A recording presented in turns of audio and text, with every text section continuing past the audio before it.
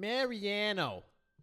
That's not how you pronounce it. It's Mariano. He's known for playing aggressively, going for thin value. Yes. And I guess sometimes under-repping his hand, which we're going to see in this hand here today against this young man named Bulldog. Woof, woof. British Bulldog. Yeah, good. Good for him, you know? Sure. It's like the country's dog or something, probably. I don't know. I don't know much about England. I think Bulldog is the national dog of the United Kingdom. Okay, good for them. They got a big slobbery dog. Congratulations. Wow. Good job, UK. You did it again, guys. Anyway, Bulldog is going to go ahead and open the action from the small blind with two straddles on from Rampage and Mariano in the opposite order with Queen Nine of Clubs, which maybe is, a hand you don't have to open when there's three other people who have involuntarily put money in the pot already, but it's fine. It's perfectly fine, yeah. And this is where the under-repping begins, which is like, in the preview for some horror movie. Yeah, it is like that. The under-repping has begun. Mariano with ace-king off, just flats with Rampage behind. And I think that's a big reason for the flat. Do you think, Jonathan? It has to be, doesn't it? Like, it just has to be. Rampage is going to squeeze a reasonable amount of the time with a bunch of hands that we have crushed. And we want to give Rampage a chance to do that, basically, and then punish him for it, right? Yeah. I feel like this is like a poker meme. He's caught between Bulldog and Rampage. Like, what a ridiculous thing. What a silly game we play. Anyway, we go under rep to the flop because Rampage decides to fold. Yeah. 3,400 in the pot. We get the miracle flop from Mariano. If you're not going to get the 3-bet from Rampage, this is the next best thing. You get the ace-high dry flop where your opponent thinks this is his board. That's pretty sweet. Right. And Bulldog might bet this board 100% just because it's such a range advantage board for him. Maybe not if he has absolutely nothing, but he does have two back doors. So it's enough to elicit a $900 bet. It's a small bet. Seems fine. Yeah. Do you think Mariano can ever raise here? I mean, I think he can. I think he's getting called by worse aces for sure, and maybe some other stuff too. Maybe a bunch of one pair hands even. So I don't think it's crazy to raise, but I do like the fact that we're in position and we're under-repped. And once we raise, we're no longer under-repped, right? Yeah. Because the value that's raising is not really ace-queen, right? It's not really ace-jack. It's like 2-pair plus usually in this spot if it's value. And we're expanding that if we raise with ace-king. Right, but we're just expanding it 1 pip past 2-pair, right? And like, it's hard for our opponent to have ace-king beat. There are ways, of course, ace-8, ace-5, 5-5, ace-ace, and 8-8, but there's not very many, right? So usually there's something there. Yeah, I mean, the reason to raise would be if you were trying to mess with the dials, right? Because in a range disadvantage spot, you're typically not going to have that many raises. You're not going to raise your 6-7s that often because of the range disadvantage and the fact that Bulldog has a lot of big hands in his range. But if you just want to mess with the dials and you kind of like do the opposite, sort of like Vanessa Selps was doing for a little while back in the day, then maybe you want to build a strategy around that. But you don't have to. I mean, I think this is a pretty clear call most of the time in this spot. We're in position to. We're super under-repped. It's great. And that's why Mariano calls, I'm sure. Yeah. He gets the 6 of clubs on the turn, which his opponent is quite happy about. You would think. I mean, Bulldog, there's 2 cards that are the best cards in the deck, the 6 and the 7 of clubs, so he got one of them. That's pretty sweet. Yep. Yet, the K9 checks. Explain. It is, I don't know if it's surprising. The only reason to ever check here is to be check raising.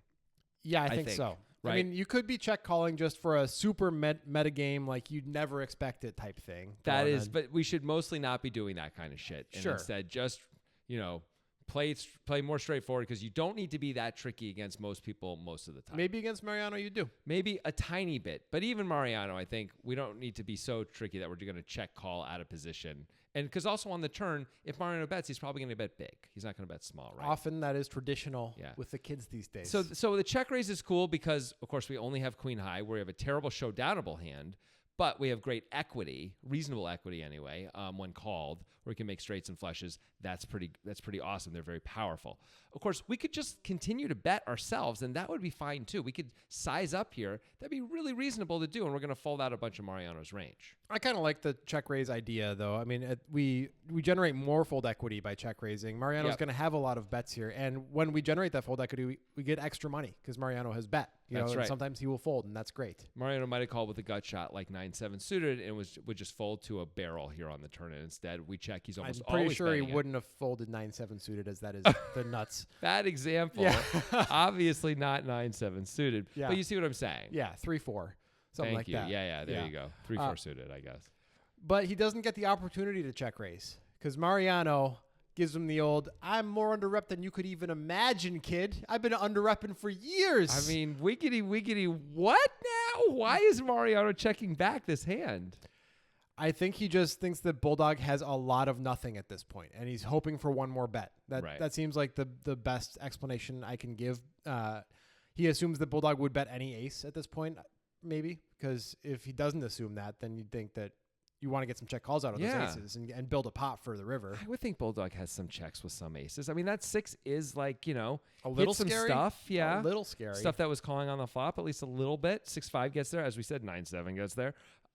So I don't know. Like, I'm surprised he doesn't bet this, even though it does under rep like hell. I am too. And, it's cool to surprise your opponents sometimes. Yep. It means you're doing something right if you're sometimes surprising your opponents with either a very strong or very weak hand that's unexpected. Yep. And that's what Mariano's up to here. And for him, there's a lot more metagame implications than for most because he's on all these streams all the time. People are paying attention to what he does. Maybe he's just randomizing and he keeps getting like weird numbers, like the 99 out of 100 on his randomizer. And he's like, okay, I guess it's a check. Maybe. Like I'm usually betting here.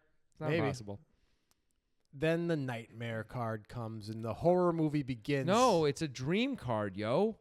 This is from Bulldog's point of view. Oh, okay. Yeah, it's like it's like that show, The After Party, where you see it from different perspectives. Oh, yeah.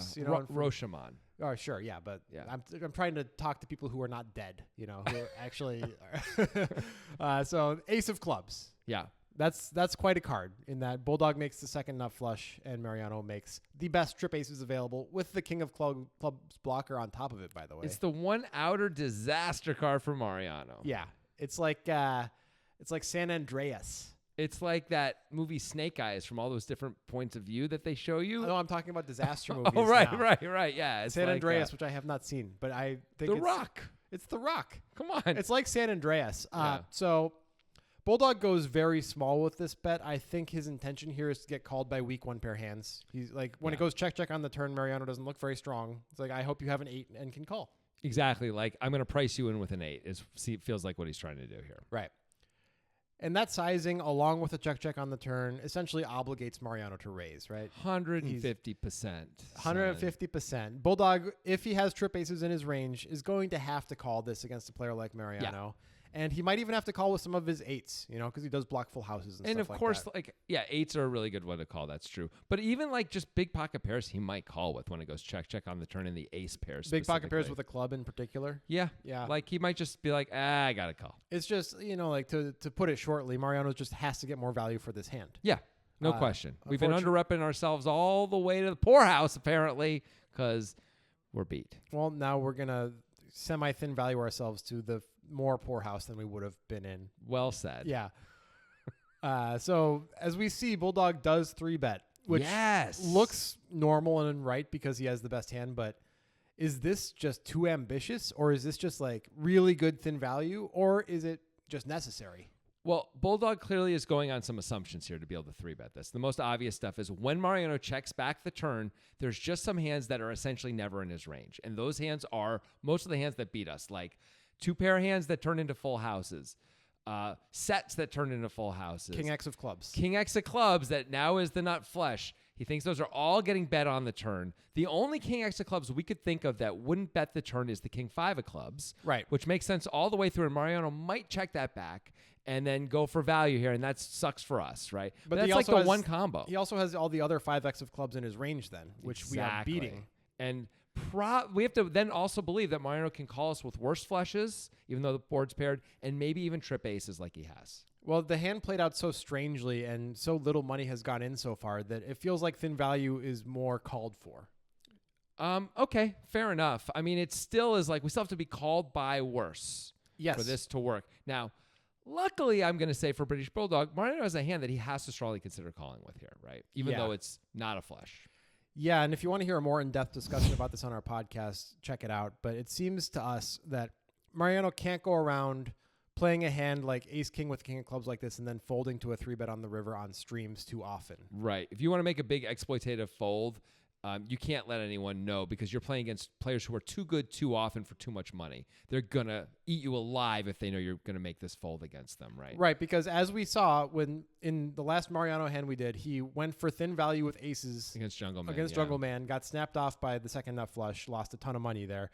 But that's his game. A lot of his game is thin value. And this is kind of thin value when he raises to 8K here, right? Well, we thought he was obligated to raise. We did. I think the thin value is Bulldogs re-raise. It is. But it seems to me, though, if Mariano is going to be a player who wants to get thin value pretty frequently, if he's folding hands like this to 3-bets on the river, then that's going to be problematic over time against players like Jungle Man who are going to recognize that and exploit it in the future. Yeah. I mean, Mariano's going to have a lot of bluff raises on the river, I think, compared to most players anyway, right? So that means the hands that aren't part of that bluffing range, the value range, he's got to pick some of those and stick around with, even if he doesn't like it. And if you look at him here, he doesn't really look like he likes this at all. No. I think he knows he's beat most of the time here, but he just feels like he's got to put the money in, again, especially because we're on the stream, and he's got the perfect bluff catcher. He even has the king of clubs. It's not just super under-upped. He even has the king of clubs. He blocks ace X full houses, and he has the king of clubs. What else could you ever ask for? Yeah, so we totally get the call. I think it's a pretty impressive thin value that Bulldog got there. Yeah. Props to him for that. Weirdly played hand.